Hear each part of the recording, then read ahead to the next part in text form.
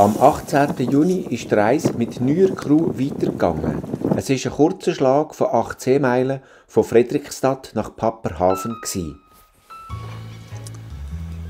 Der erste Ankerplatz unterwegs mit dem Jörg, Paperhaven, im Süden von Fredrikstad. Ein richtig gehendes Idyll.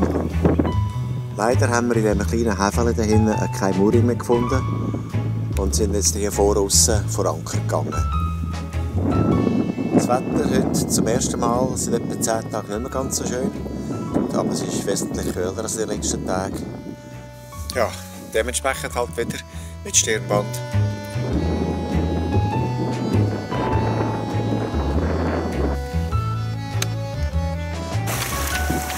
Auf dem Weg nach Erdhalsholmen eine weitere Ankerbucht. Da kreuzt jetzt uns gerade so eine von diesen Passagierschiffen mit dem Namen Oslofjord. Und er wird jetzt etwa 0,4 Seemeilen vor uns durchgehen. Ganz toller Wind heute.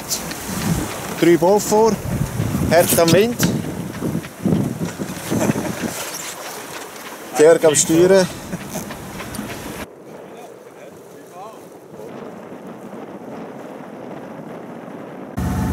Da am Fjord patrouilliert da ein norwegisches Boot.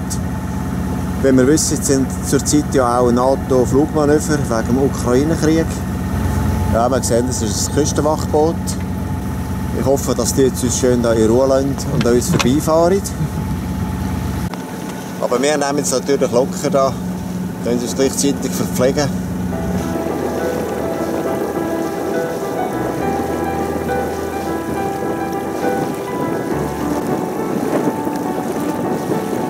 Einfahrt nach Erdholmsund.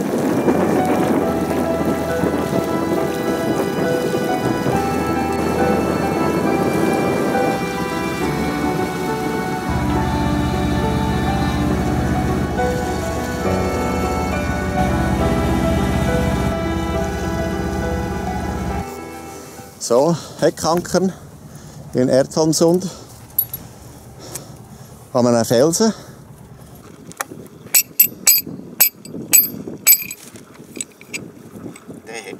Dann tun wir die Langleine dort durch und hier tun wir noch eine Schusterleine her. He?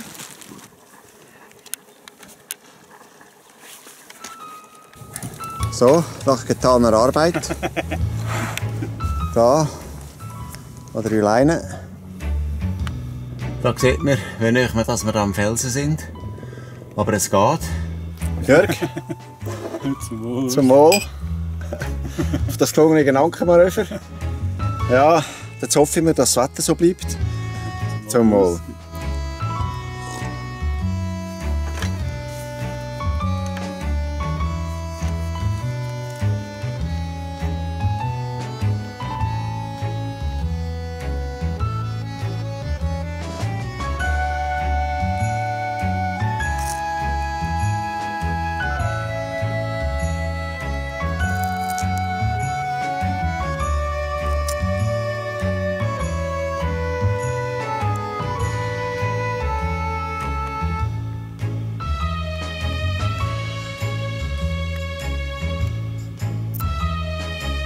Und so sieht es hier überall aus, auf dieser Insel mit diesen Kieferwäldern.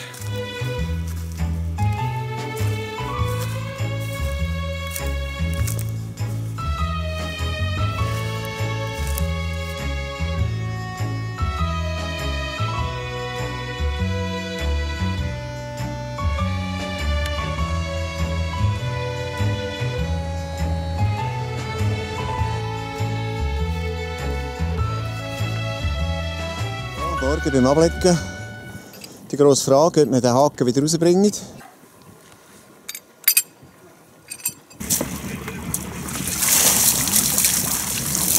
Alles voller Lehm. Ja. So, da unsere Ablegestelle und Anlegestelle. Da wieder unterwegs. Das mal Richtung Strömstad. Unser letzter Tag in Norwegen. Der Abschied vom Wetter her, so wie es sich gehört, leicht regnerisch. Zum Glück hat es jetzt im Moment gerade aufgehört.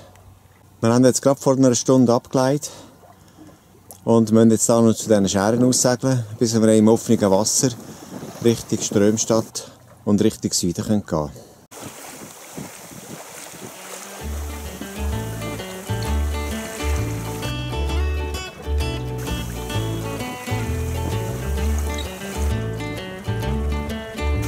Da wieder so ein norwegisches Seezeichen. Bei der Karte angegeben ist es einfach als Baken. Sorgen vermutlich für ein paar Jahre.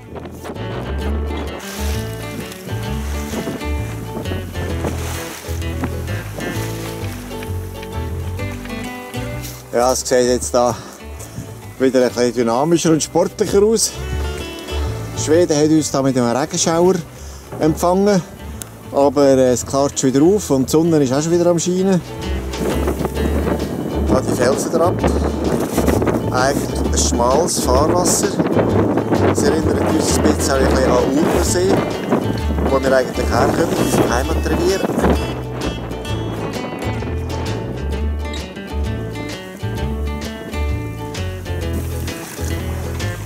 Und es ist völlig frei von Untiefen jetzt hier. Wo man endlich wieder ein bisschen sorgenfrei segeln kann. Allerdings nicht allzu weit, bis auf die Strömstadt rein. Hat es natürlich da wieder die typischen Untiefen da von dieser Küste. Dann haben wir die Rottonne auf der Backbordseite.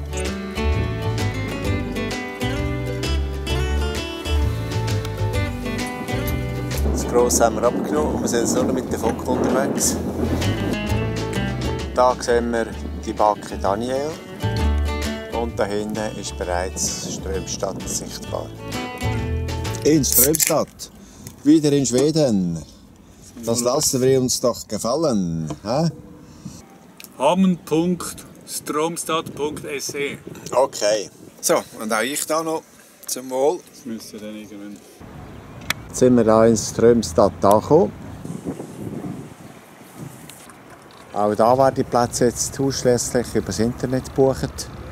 Und solange sie frei sind, mit einer grünen Lampe bezeichnet. Und nach der Buchung schaltet es dann gerade auf Rot.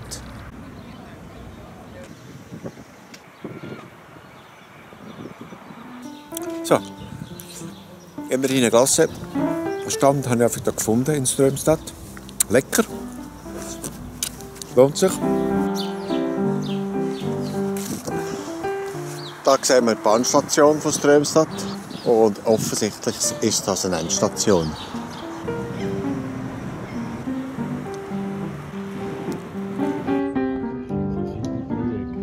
Ja, Strömstadt.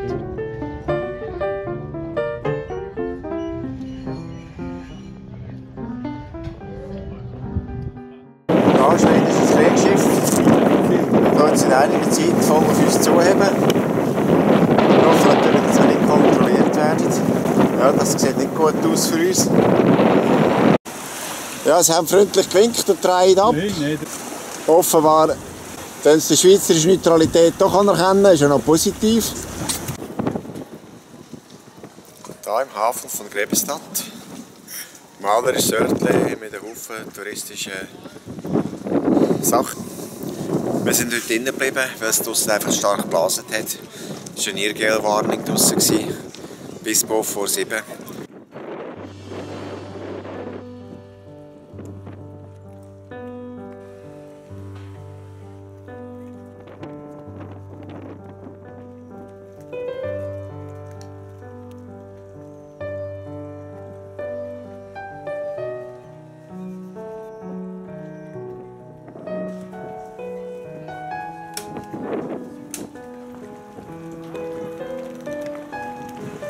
Da die und Ausfahrt nach Grebenstadt.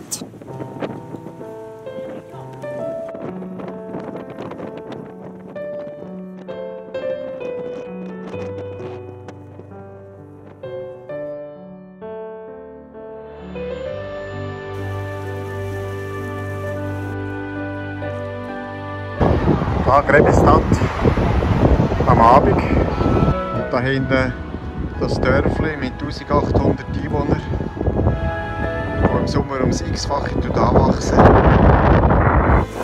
Ausfahrt aus Grebenstadt. Morgen 9:30.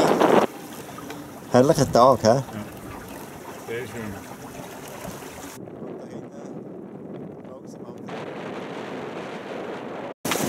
Da vorne am Horizont sehen wir bereits Storö, ist jetzt aber immerhin noch 4 Seemeilen entfernt.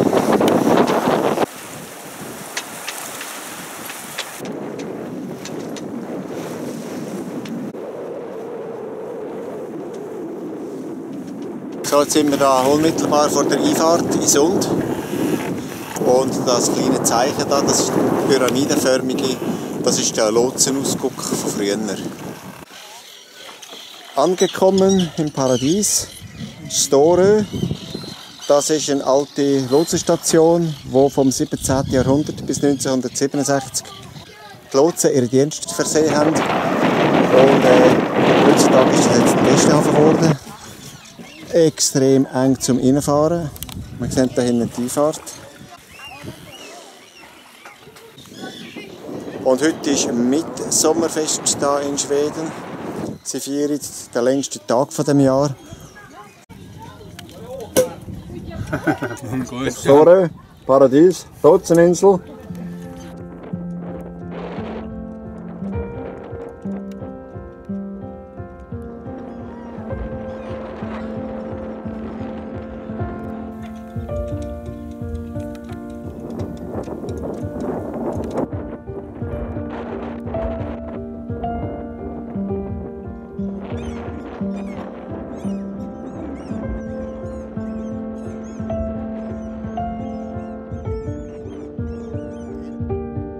Und hier die Einfahrt in den Sund von Storö.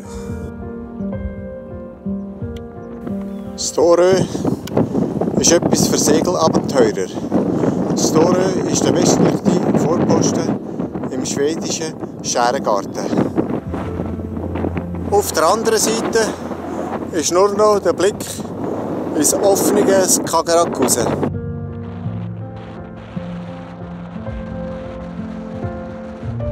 So, und da geht das alte Lotsenhaus. Steigen wir auf zum Ausguck. Ja, jetzt haben wir da den Blick aber von dem Lotsenhaus, wo sie Ausschau hatten auf Schiffe, die reinkommen.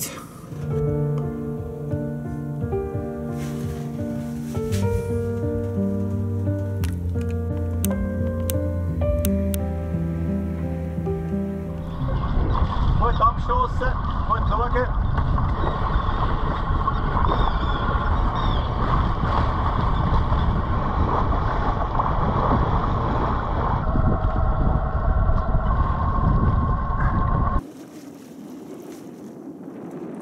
Wir machen heute nur einen ganz kurzen Schlag von Storö nach Glupö. Es sind nur ca. 5 Seemeilen. Und da hinten sehen wir bereits die erste Bake.